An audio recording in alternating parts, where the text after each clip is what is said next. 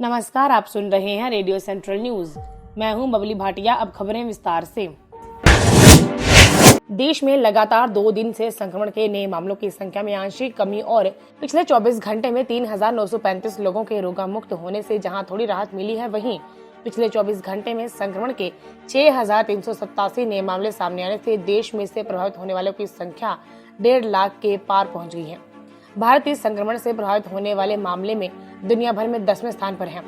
पिछले 24 घंटों के दौरान देश के विभिन्न हिस्सों में संक्रमण के 6,387 नए मामले दर्ज किए गए हैं तथा 170 लोगों ने जान गंवाई है।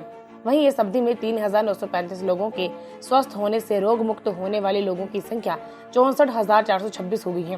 केंद्रीय स्वास्थ्य एवं परिवार कल्याण मंत्रालय की ओर से जारी आंकड़ों के मुताबिक देश के विभिन्न राज्यों तथा केंद्र शासित प्रदेशों में अब तक इससे 1,51,777 लोग संक्रमित हुए हैं तथा 4,337 लोगों की मौत हुई है।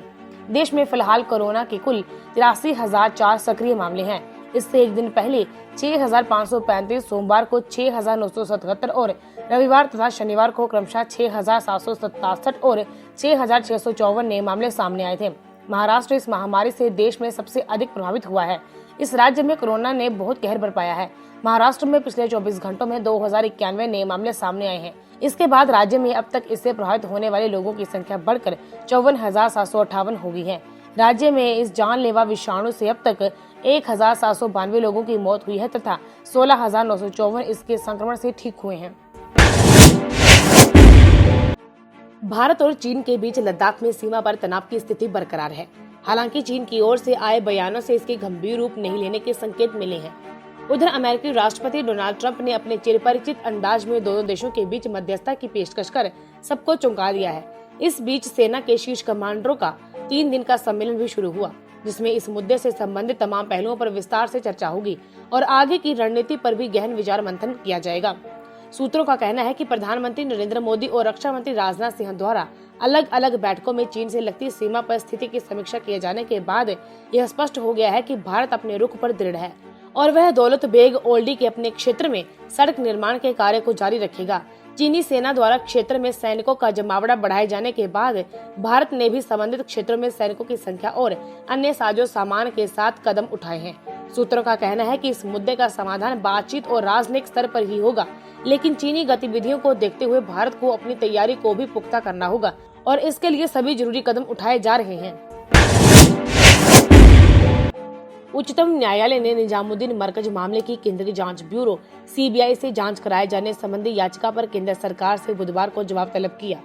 मुख्य न्यायाधीश शरद अरविंद बोबड़े, न्यायमूर्ति एस.ए. बोपन्ना और न्यायमूर्ति हृषिकेश राय की पीठ ने वकील सुप्रिया पंडित की याचिका पर केंद्र सरकार एवं दिल्ली सरकार को नोटिस जारी किया। याचिकाकर्ता ने कोरोना वायरस से लोगों के जीवन की सुरक्षा में लापरवाह रवैया अपनाने को लेकर केंद्र और दिल्ली सरकार पर निष्क्रियता का आरोप लगाया। खंडपीठ ने सॉलिसिटर जनरल तुषार मेहता से सरकार का पक्ष जानना चाहा, जिस पर उन्होंने 1 सप्ताह की मोहलत मांगी और न्यायालय ने इसे मंजूर कर लिया। याचिकाकर्ता का कहना है कि आखिर कोरोना महामारी के कारण घोषित लॉकडाउन के बावजूद देश विदेश के लोग क्यों बड़ी संख्या में मरकज में जमा रहे, जबकि आयोजन लॉकडाउन से करीब 1 सप्ताह पहले ही खत्म हो चुका था। याचिकाकर्ता का कहना है कि निजामुद्दीन मरकज में विदेशी प्रतिनिधियों समेत बड़े पैमाने पर लोगों के एकत्र होने की अनुमति कैसे दी गई, जबकि दुनिया भर में कोरोना महामारी का खतरा मंडरा रहा था। याचिकाकर्ता ने दिल्ली पुलिस की भूमिका पर भी सवाल खड़े किए हैं। दुनिया भर में वैश्विक महामारी कोरोना वायरस से मरने वाले लोगों की संख्या 3.5 लाख के पार पहुंच गई है, जबकि संक्रमितों का आंकड़ा 55.88 लाख पर पहुंच गया है। अमेरिका की जॉन हॉपकिंस यूनिवर्सिटी के विज्ञान एवं इंजीनियरिंग केंद्र CSSE की ओर से जारी आंकड़ों के मुताबिक कोरोना से दुनिया भर में अब तक 3,50,453 लोगों की मौत हुई है तथा 55,88,400 लोग संक्रमित हुए हैं। कोविड-19 से प्रभावित होने के मामले में अमेरिका दुनिया भर में पहले पायदान पर है, जबकि ब्राजील दूसरे और रूस तीसरे स्थान पर है। वहीं इस जानलेवा विषाणु से होने वाली मौत के हिसाब से अमेरिका पहले, ब्रिटेन दूसरे और इटली तीसरे नंबर पर है। विश्व की महाशक्ति माने जाने वाले अमेरिका में इस महामारी से अब तक 16.81 लाख लोग प्रभावित हो चुके हैं तथा 98,902 लोगों की मौत हो चुकी है। वहीं ब्राजील में भी कोरोना ने अब तक 3.92 लाख लोगों को अपनी चपेट में लिया है तथा 24,512 लोगों की इसके कारण मौत हो चुकी है। रूस में भी कोविड-19 का प्रकोप जारी है और यहाँ इसके संक्रमण से अब तक 3.63 लाख लोग प्रभावित हो चुके हैं तथा 3,807 लोगों ने जान गंवाई है। ब्रिटेन में भी इस संक्रमण के कारण हालात लगातार खराब होते जा रही हैं। यहां अब तक इस महामारी से 2.67 लाख लोग संक्रमित हुए हैं तथा 3,719 लोगों की मौत हो चुकी है। यूरोपीय देश इटली में भी इस महामारी ने बहुत कहर बरपाया है। यहाँ अब तक इसके कारण 32,955 लोगों की मौत हुई है और 2.31 लाख लोग इससे संक्रमित हुए हैं। स्पेन में भी कोविड-19 से अब तक 2.37 लाख लोग संक्रमित हुए हैं, जबकि 27,117 लोगों की मौत हो चुकी है। इस वैश्विक महामारी के उद्गम स्थल चीन में अब तक 84,103 लोग संक्रमित हुए हैं और 4,638 लोगों की मौत हो चुकी है। यूरोपीय देश फ्रांस और जर्मनी में भी इस जानलेवा विषाणु के कारण स्थिति काफी खराब है।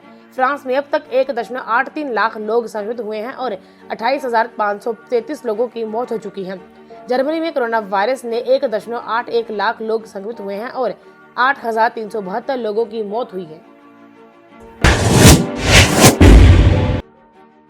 अंतर्राष्ट्रीय क्रिकेट परिषद आईसीसी और भारतीय क्रिकेट कंट्रोल बोर्ड बीसीसीआई में टैक्स को लेकर चल रहे टकराव के कारण भारत को T20 विश्व कप 2021 की मेजबानी से हाथ धोना पड़ सकता है। किसी ने बीसीसीआई से विश्व कप के लिए भारत सरकार से टैक्स में छूट लेने को कहा था, लेकिन बोर्ड के इसमें नाकाम रहने के बाद आईसीसी ने भारत से विश्व कप की मेजबानी छीनने की धमकी दी है। क्रीक इन्फो के अनुसार पिछले 2 महीनों में आईसीसी और बीसीसीआई के बीच ईमेल के जरिए हुई बातचीत में आईसीसी ने बीसीसीआई से 18 मई 2020 तक बिना किसी शर्त पुष्टि देने को कहा था, जबकि बीसीसीआई ने कोरोना वायरस कोविड-19 से आ रही दिक्कतों का हवाला देते हुए समय सीमा को 30 जून तक बढ़ाने की मांग की थी। बीसीसीआई की इस मांग को आईसीसी ने ठुकरा दिया। आईसीसी के वकील जोनाथन हॉल ने 29 अप्रैल को बीसीसीआई को लिखे पत्र में कहा कि अगर बीसीसीआई शर्त को पूरा नहीं करता तो आईसीसी बिजनेस कॉरपोरेशन 18 मई 2020 से किसी भी समय समझौते को तत्काल प्रभाव से समाप्त करने का हकदार है। उन्होंने लिखा कि बीसीसीआई के पास कर समाधान करने के लिए कई वर्ष थे और इसी कारण उसे समझौते को पूरा करने के लिए कहा गया था। बीसीसीआई को इसे 31 दिसंबर 2019 तक पूरा करना था। ऐसी परिस्थितियों में आईबीसी 30 जून 2020 या लॉकडाउन हटने के 30 दिनों बाद तक और मोहलत देने के लिए तैयार नहीं है। रेडियो सेंट्रल न्यूज की टीम सभी देशवासियों से अपील करती है कि लॉकडाउन से ही कोरोना को रोका जा सकता है। आप घर के अंदर रहकर इस घातक वायरस से बच सकते हैं। जान है तो जहान है। आपका ये कदम आपकी जान के साथ साथ पूरे देश को कोरोना वायरस के तांडव से बचा सकता है। धन्यवाद।